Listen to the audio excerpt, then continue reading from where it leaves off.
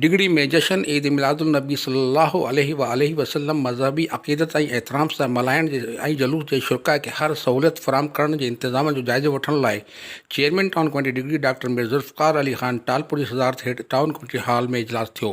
इजलास में मिलाद कमेटी डिगड़ी जी अब्दुल गफ़ार क़ाइम ख़ानी, हाजी इक़बाल क़ादरी, सुन्नी मिलाद कमेटी सदर राणा यासिन राजपूत, आलमन मौलाना अख्तर रज़ा सईदी, मौलाना असलम ताहिरी, मौलाना आज़म क़ादरी, मौलाना सैफ कलंदरी, हाजी साजिद क़ादरी, अल ख़ादम फाउंडेशन जे राव हसन, अक़ील बिलाल क़ादरी ऐं ॿियनि सुन्नी तंज़ीमनि जे रहनुमाइनि शिरकत कई।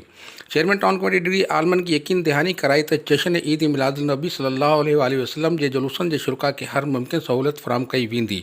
जुलूसनि जे रास्तनि जे सफ़ाई ऐं रोशनी ऐं ॿियनि इंतज़ामनि खे यकीनी बणायो वेंदो।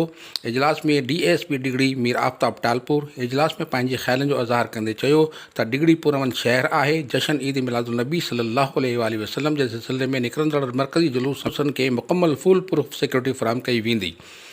इजलास में शरीक मिलाद कमेटी जे मेंबरनि मुख़्तलिफ़ तजवीज़ूं पेश कयूं। Chairman town committee Digri doctor Mir Zulfiqar Ali Khan Talpur इजलास में शरीक आलमन ऐं मौज़ूदनि खे हर मुमकिन ताउन जी ख़ातिरी कराए। Report Naseer Qureshi, Ibrat news डिगड़ी।